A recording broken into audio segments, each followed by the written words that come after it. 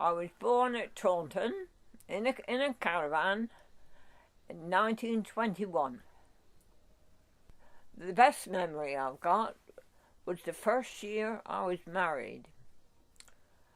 We went out the night before and had a few lemonades, and my husband was bad the next day, on the fair day, and he said to me, "Don't let Dad see me. I'm going up in the back of the van, and you shut the door so he won't see me." Well, I did. I locked him in and forgot all he was there. He was there all day, the first day of Barnstaple Fair. You see, when we had all the steam engines and that, people would come out to see that. But today, with lorries and all that, we're through the town and nobody knows we're there. But with the steam engines and the old-fashioned, that's what I call the fair. Today, it's an everyday thing, really. Nothing exciting. Not at my age, no.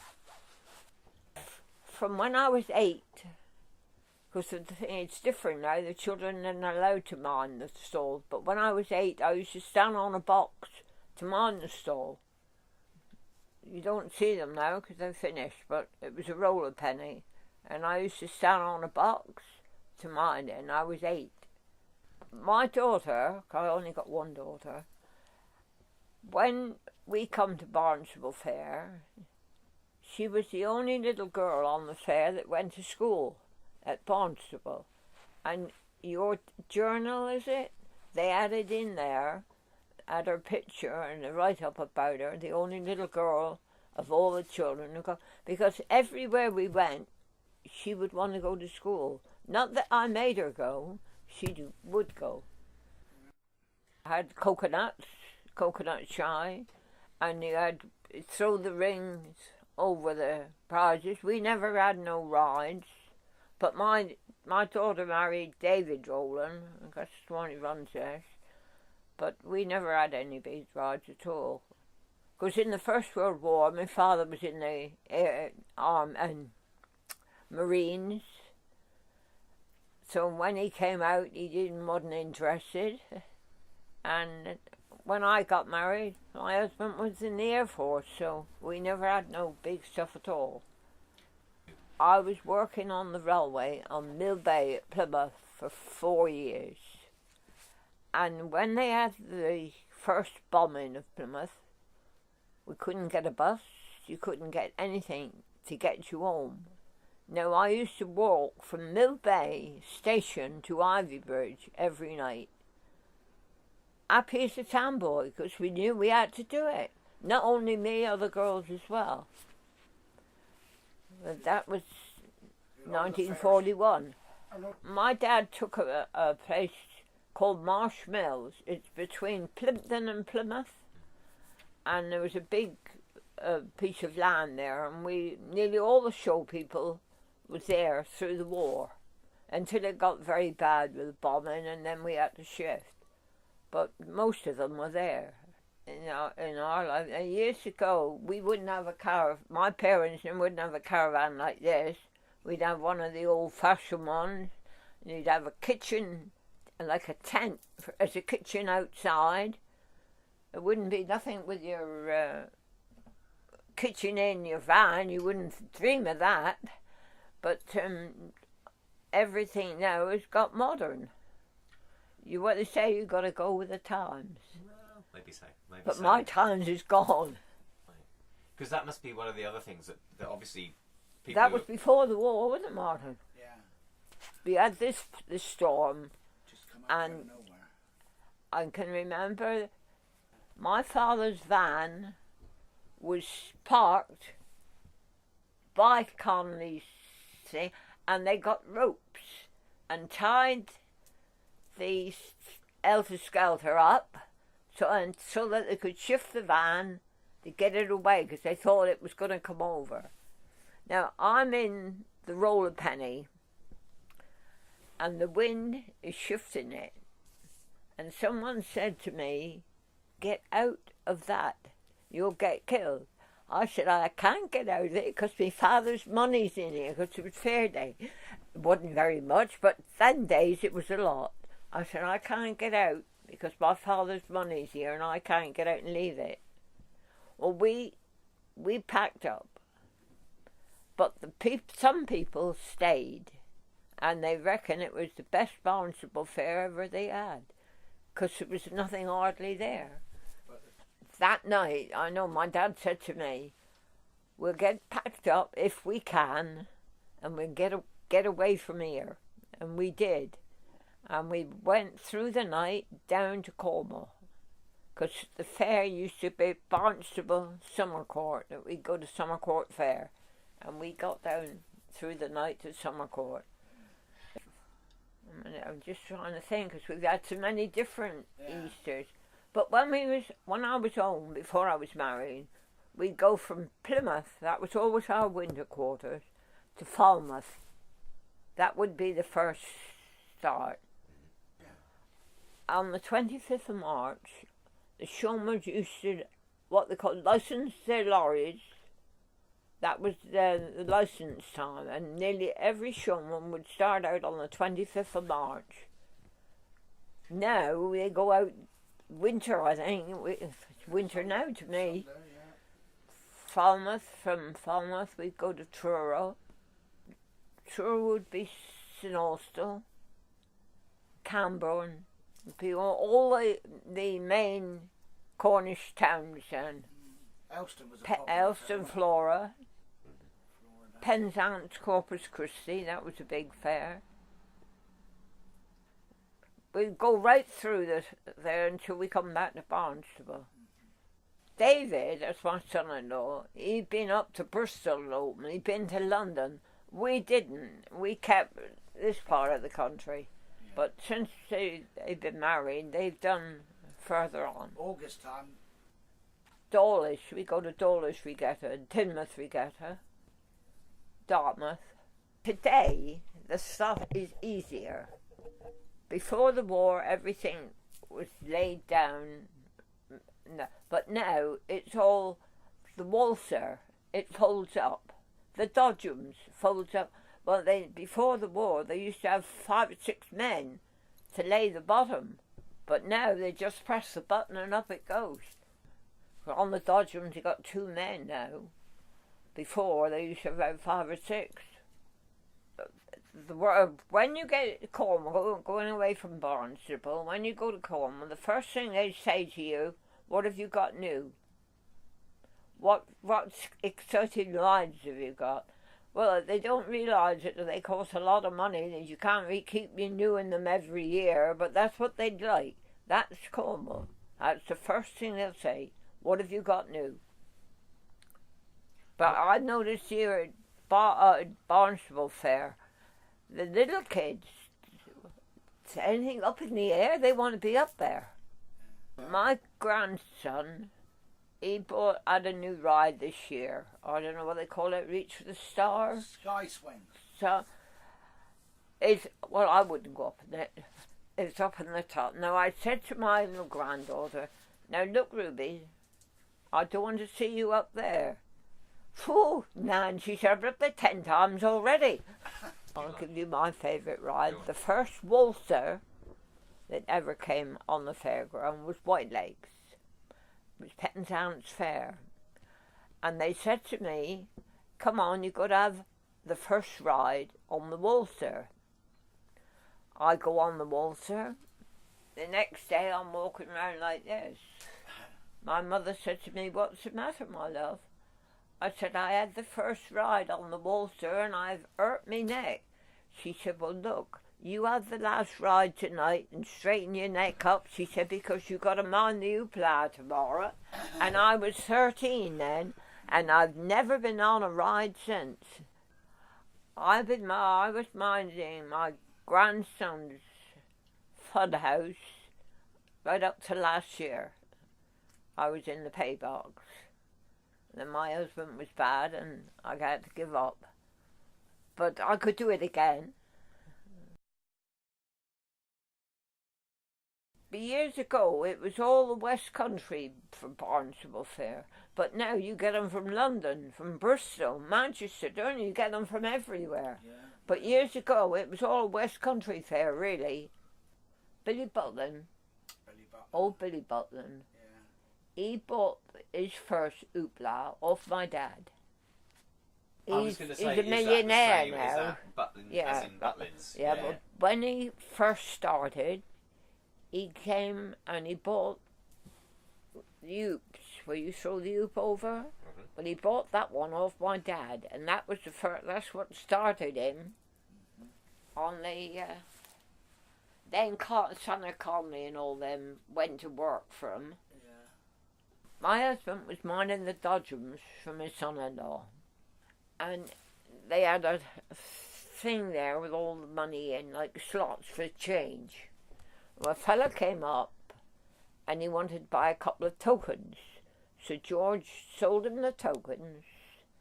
He went to go and get on the dodgems. Well, the dodgems was full. And he came back and he wanted to buy his money back and give him his tokens. George said, I'm not allowed to do that. The tokens are gone through the machine. And he made one grab for the money. And George bent over to cover the money, and this fellow drawed off and hit him. Oh, he had an awful face and eyes. And he, whoever he was, he vanished, because if ever the show boys had got hold of him, my two son-in-laws, grandsons, was looking for him. He vanished. I don't know where he went into midair. So quick, but nobody. And you said Appletons.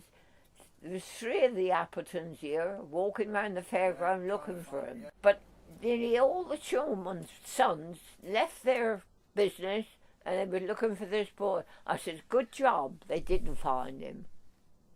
And a good job for him. Was 86. Yeah. But he had an awful face. But I said to Dad, what happened? He said he went to grab for the money. He said, and I bent over to cover the money up. He said, and he drawed off and hit me. There's a fella that used to come and throw on the coconut sheet. The night that happened to George, he stood by the pay box and he wouldn't leave it until we closed. Because he thought he was going to come back again. I said, good job for him, he didn't. But I still say North Walk was Barnstaple Fair. And I think a lot of Barnstaple people think the same. There used to be a fellow there who used to let the plots of land out to the showman. And I'd only been married 6 months then. And he come on and he said, oh, hello, Miss Pound. I said, oh, no, Mrs. Rowland now. So he said, oh. So I said, I am very friendly with you. He said, why? I said, my little stall is only 16 foot. I said, when we wrote for ground for that 16 foot, you wouldn't let us have it. You shall, he said. And he walked down, he come back, and he said, will that do there? I said, yes, nicely. It wasn't for me, it was for my sister. But they kept writing in every year and couldn't get the ground. So I got it for them. It's 16 foot. So I said, my sister was in Cornwall. Now they got to come up from Cornwall to have this 16 foot at Barnstaple Fair. But I often think of him. He said to me, are you all right? I said, no. Not, you keep saying no ground for me. But he used to put the plots of ground land out. They always go to work in the winter. Not now, because they've got so much around them. But my father and my husband used to sell logs in the winter. You actually didn't make enough in there to keep you going, and, doing all the repairs and that. You couldn't do it today because there's so much. There's health and safety. I've got my grandson. He's health and safety. Shane. He's a health and safety fellow. He loves it.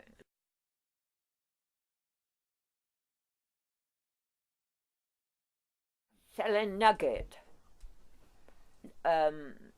Real French almond nugget. Right up to the war, but I don't know after then. We never saw them.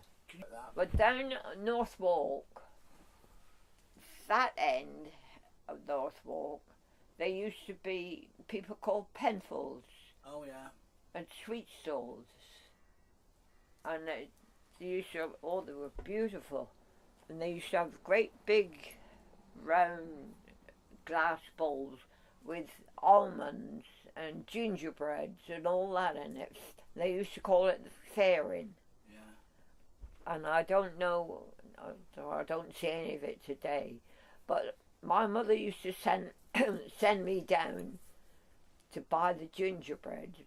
They used to sell the gingerbread, and she liked it. And this is the only stall that she would buy it off of. And I can remember being small and going down to get the gingerbreads for her. Oh, right. But they said they ended up at South Bolton, and I haven't seen them not since we finished at Northwalk. But along there at South Bolton, there was used to be a garage on the side, and my father stopped there, and there was all parts of Adderton and Rowlands old Noah's Ark. Those lovely figures that they used to have, and they left them there. And don't know what happened to them, but they were there for years. Yeah, they left them there. Yeah, left them at this old garage place. The Penfolds, they're still there. And I'll tell you another thing we don't get now. They used to do, they had a chip cart, and they used to do flitters. Can you remember them? No. But nearly all the showmen would buy the flitters. They wouldn't bother about nothing else. These flitters. What was a flitter? It was a round, like a chip, only done cut in slices. Oh, I call them scallops. Well, they're flitters, they used to call them. But I can't remember what they were called, because they don't see any of them now around. We used to years ago, the showman, they used to send away for their china stuff and all that, and it used to come in big crates. Yeah. And I remember we were at Burnham-on-Sea. My father had a crate of china come, and when he was opening it, it was broke, nearly all of it. In the end, he chucked it all in, broke on the railway, and sent it back. We had nothing. My mother said, "You've got nothing to open the store with." He said, "Well, I can't open it with broken china, can I?"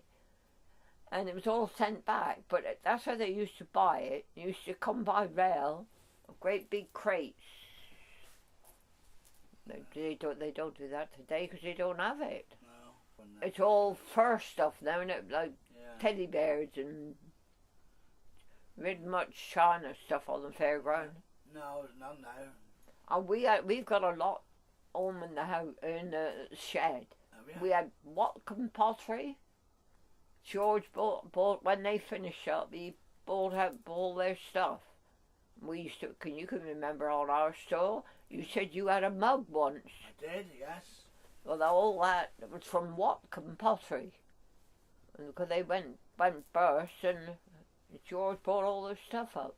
Well, we never used it, and it's still now back in the shed, boxes of it. There used to be a lady down to Derby Road, and she took to Anne, and she used to say to Anne, as soon as we come in, "Give me electric wire, Anne, and I'll plug it through the window and you can have electric." Nobody else, only Anne. And when she passed away, we came here for the fair, and a girl came up and she said to me, "Can you tell me where I can find Anne Rowland?" I said, "My daughter." Well, she said, "Would you give her this little parcel and tell her it's from the lady that had the electric in Derby Road?" And when she opened it, it was a little sewing box, which she said Mum left it to her when she passed away, and she never forgot Anne. I don't know why.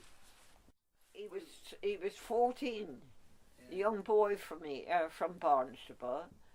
he used to pick up the balls on the coconut sheet. And when we used to come here, he'd come, as soon as we come, he'd be there. Can I still have my job back and picking up the balls? And George would say yes.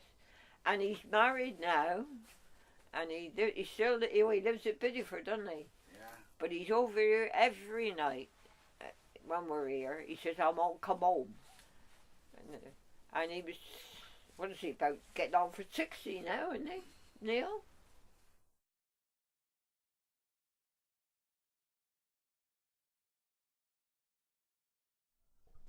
When the grandchildren come along, and then they're the young ladies, it went up to about 12. So I thought, well, now it's about time to stop. So my oldest grandson, Shane Rowland, we're at Tavistock Fair, and I make the pasties, fetch them out on a tray, give them all their pasty each. Now Shane is eating his pasty in the stall. So a fellow went up to him and he said, excuse me, did you buy your pasties local? Oh yes, he said, that lady over there, look, she makes them.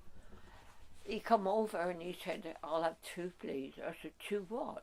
2 the pasties that you make. I said, I don't sell them, I only make them for me grandchildren.